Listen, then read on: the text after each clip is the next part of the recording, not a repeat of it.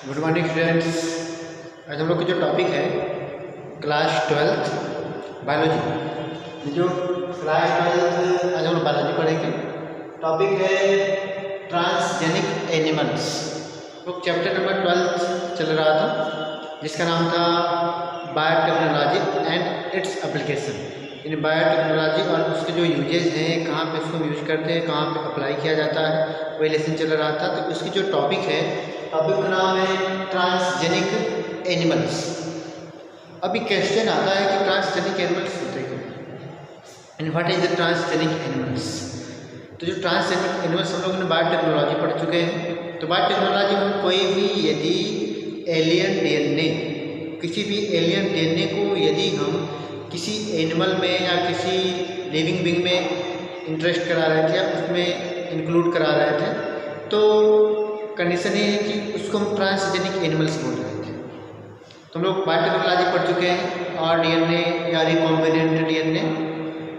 अब क्वेश्चन आता है कि why are this animals being produced, यानी हमको इसकी ज़रूरत क्यों पड़ती है। एक ट्रांसजेनिक एनिमल्स की हमको ज़रूरत क्यों पड़ती है।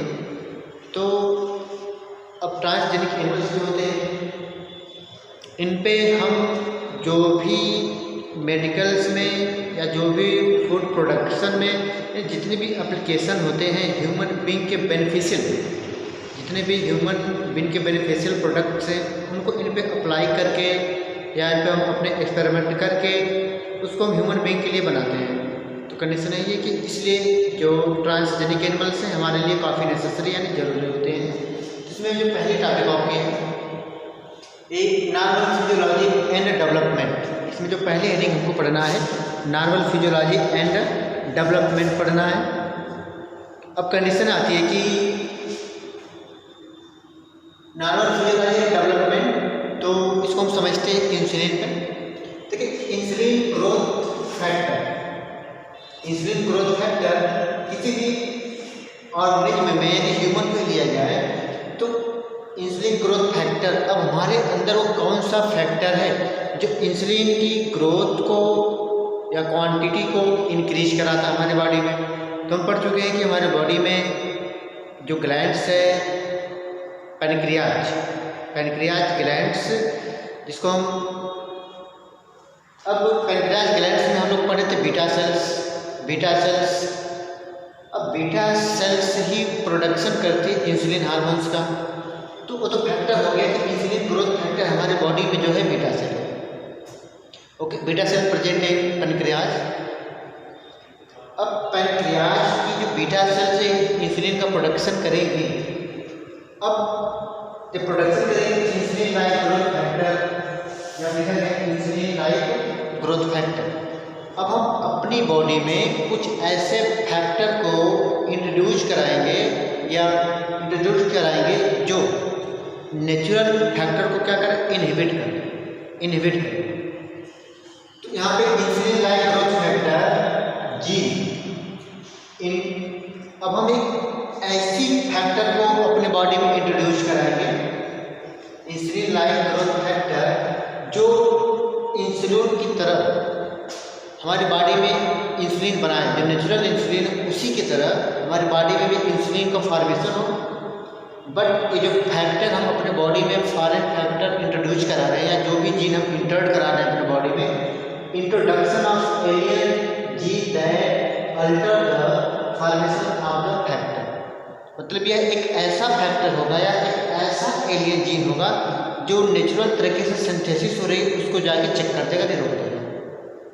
तब इंसुलिन लाइक ग्रोथ फैक्टर, फिर वही टर्म लिखा है इंसुलिन लाइक ग्रोथ फैक्टर, यानी जो भी हम फैक्टर अपनी बॉडी में इंट्रोड्यूस कर रहे हैं वो बिल्कुल इंसुलिन लाइक ग्रोथ फैक्टर होगा। यानी हमारे बॉडी में जैसे नेचुरल तरीके से इंसुलिन का फॉर्मेशन हो रहा था उसी तरीके से एलियन डीएनए वाले जो जीन है वो भी जाकर उसी तरीके से फॉर्मेशन करेंगे।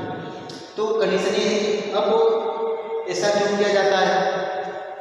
अब नॉर्मल फिजियोलॉजी देखा जाए तो जितने भी नॉर्मल फिजियोलॉजी में है कि नॉर्मल फिजियोलॉजी एंड डेवलपमेंट, अब हम ये सब एक्सपेरिमेंट कहाँ पे कर सकते हैं। अब जितने भी ट्रांसजेनिक एनिमल्स बनाए जाते हैं, ओके, ट्रांसजेनिक एनिमल्स पे इनका हम एक्सपेरिमेंट कर सकते हैं।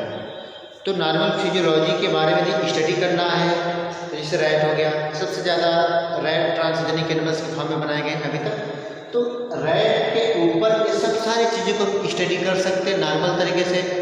पहली स्टडी तो हमें करेंगे कि जो ट्रांसजेनिक एनिमल्स है, जब तक वो नेचुरल तरीके का एनिमल्स था उसमें हम किस तरीके से इंसुलिन का फॉर्मेशन करवाते हैं, या कह सकते हैं नेचुरल हार्मोन जो है ह्यूमिलिन नाम दिया गया उसी का, किस तरीके से उसको फॉर्म करते हैं बॉडी में। तो पहले हम वो स्टडी करेंगे। फिर जब हम उसके अंदर एलियन जीन को इंटर्ट कराएंगे तो किस तरीके से जाके बीटा सेल को चेक यानी उसको रोक देती है, वो उसकी हम स्टडी करेंगे। तो अब नॉर्मल फिजियोलॉजी, हमारी फिजियोलॉजी के बारे में स्टडी करना है तो हम अपना एक्सपेरिमेंट ह्यूमन पे तो कर नहीं सकते क्योंकि बिल्कुल मना है ह्यूमन पे एक्सपेरिमेंट करना। तो उसी तरीके से हम ट्रांसजेनिक एनिमल्स पे क्या करते हैं, अपनी नॉर्मल फिजियोलॉजी की स्टडी करते हैं। तो यहाँ पे पहली प्रोसेस ये है कि हम ट्रांसजेनिक एनिमल्स बना के उनमें हम नॉर्मल फिजियोलॉजी एंड डेवलपमेंट, किस तरीके से हमारी नॉर्मल फिजियोलॉजी काम करती है और किस तरीके से उसका डेवलपमेंट होता है। फिर हम एक एलियन डीएनए इंट्रोड्यूस कराएंगे, वो किस तरीके से वर्क करता है। तो सारी चीज़ों की स्टडी हम किस में करते हैं, यानी ट्रांसजेनिक एनिमल्स में कर सकते हैं। अब इसके बाद आते हैं study of disease. Study of disease now transgenic model exist for many human disease like cancer, cystic fibrosis, arthritis. यानी इस समय बहुत से ऐसे मॉडल्स बनाए गए हैं, बहुत से ट्रांसजेनिक एनिमल्स के मॉडल बनाए गए हैं जिनमें हम आसानी से किसी भी डिजीज की स्टडी कर सकते हैं।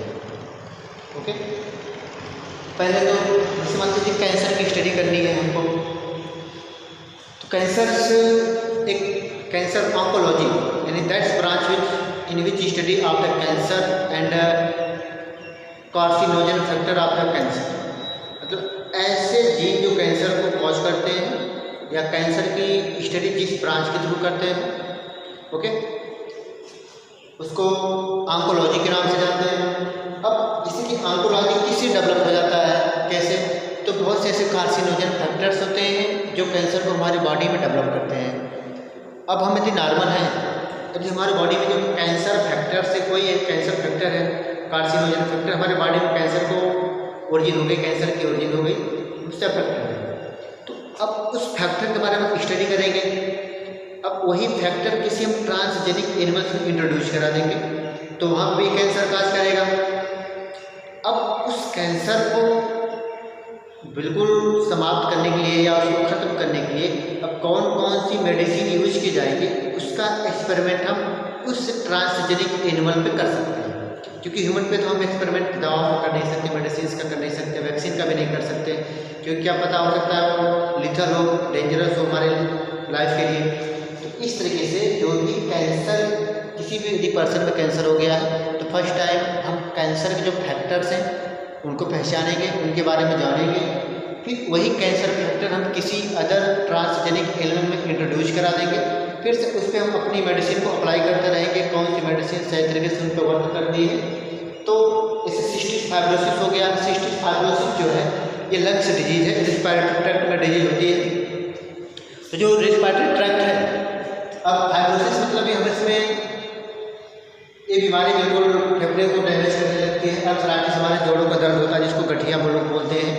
तो इन सब सारी चीज़ों के जो जीन्स हैं इनको हम ट्रांसजेनिक एलिमेंट में इंट्रोड्यूस कराएंगे और वहाँ पर फिर से हम इन पे मेडिसिन की अप्लाई करते हैं। वही जिससे यहाँ लिखा गया transgenic model for disease.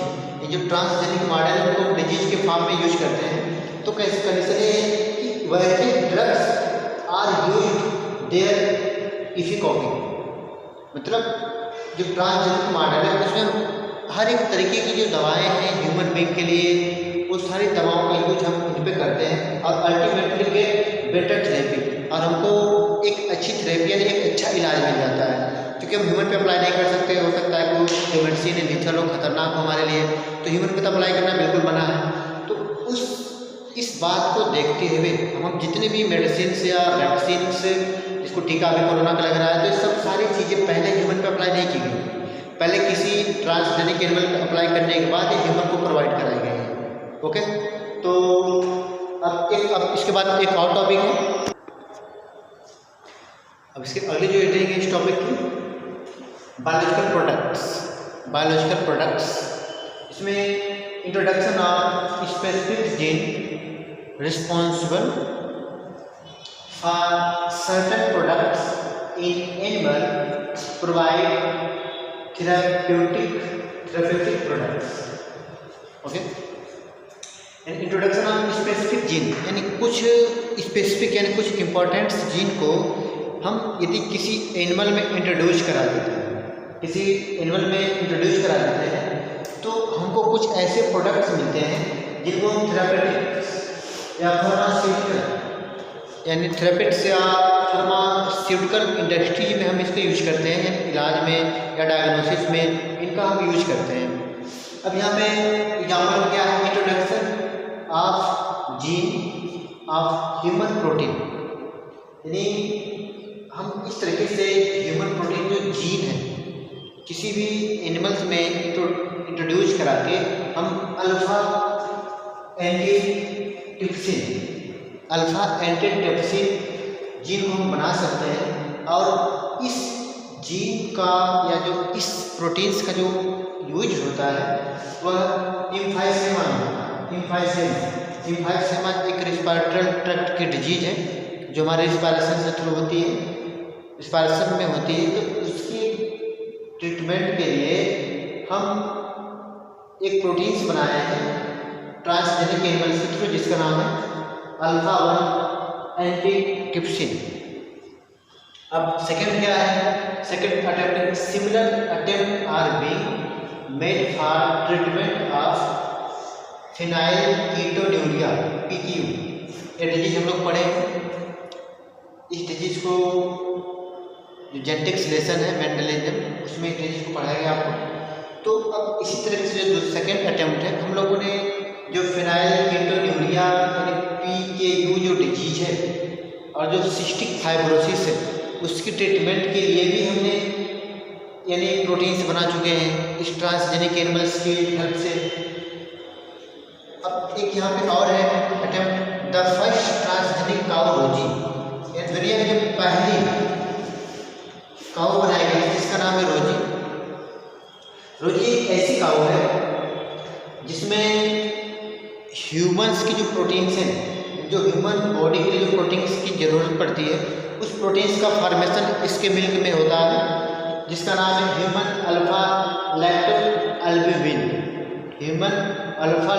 Albumin and was nutritionally more balance. यदि हम नॉर्मली मिल्क पी रहे हैं, टेकअप कर रहे हैं तो वहाँ पे हमको प्रोटीन्स की जो क्वांटिटी है वो बहुत कम होती है। लेकिन यदि हम ट्रांसजेनिक काऊ यानी ऐसी काऊ जिसमें हमने यानी ह्यूमन अल्फा लैक्टो अल्बुमिन के जीन को इंट्रोड्यूस कराने के बाद जो ट्रांसजेनिक हो गई तो वह अब उस प्रोटीन को अपने मिल्क के थ्रू प्रोवाइड कराएगी हमको। उसमें अब इसमें एक रेशियो है 2.4 ग्राम पर लीटर, ये प्रोटीन 2.4 ग्राम पर लीटर हमको इस काऊ से हमको मिलता है। तो इस तरीके से हम बहुत सारे अब कंडीशन ये है कि जैसे जैसे बायोटेक्नोलॉजी बढ़ती जा रही है हम लोग अब ऐसे प्लांट्स या ऐसे एनिमल्स बनाएंगे या ऐसी मेडिसिन तैयार करेंगे जिसमें हमको मेडिसिन के साथ साथ भोजन के जितने भी न्यूट्रिएंट्स होते हैं सब कुछ मिल जाए।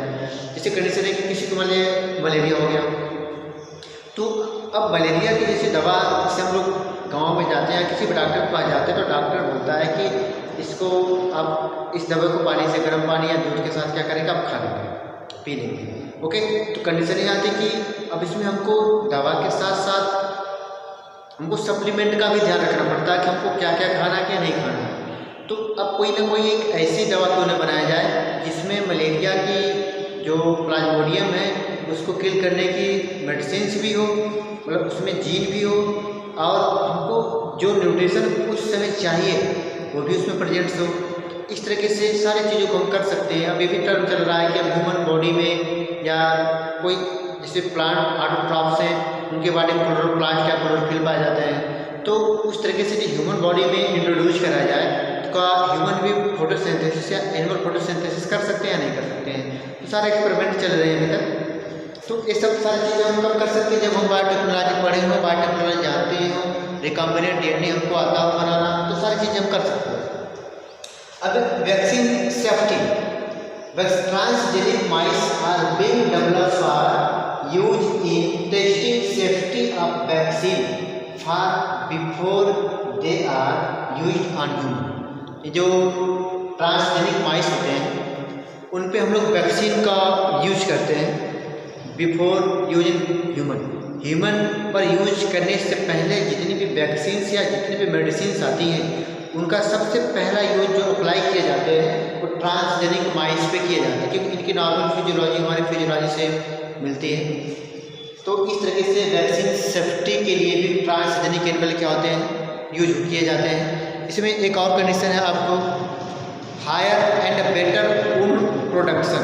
Higher and better wool production जो है, इसमें एक ट्रांसजेनिक सीप यानी जो भेड़ होती है, जो सीप होती है, उनको भी हम ट्रांसजेनिक बना के उनसे अच्छी क्वालिटी और ज़्यादा मात्रा में ऊल यानी ऊन को हम प्राप्त कर सकते हैं। इसमें एक जीन है सिंथेसिस ऑफ 16 अमीनो एसिड। यदि उनके अंदर 16 अमीनो एसिड का प्रोडक्शन बढ़ा दिया जाए, जिस मतलब ऐसी प्रोटीन्स या ऐसी अमीनो एसिड्स जो उनके प्रोडक्शन को मेंटेन करती हो या उसको कंट्रोल करती हो, तो यदि उसकी कैपेसिटी उस भेड़ में या उस सीप में बढ़ा दी जाए तो यहाँ पे उनका जो प्रोडक्शन होगा अच्छी तरीके से होता है। तो ये सब जो सारी चीज़ें हैं, ये टॉपिक थी आपके ट्रांसजेनिक एनिमल, उसमें किस तरीके से इसको हम यूज करते हैं, कैसे हम बनाते हैं ट्रांसजेनिक एनिमल। ओके, तो ये सब टॉपिक आप तैयार कर लेंगे अच्छी तरीके से। Thank you.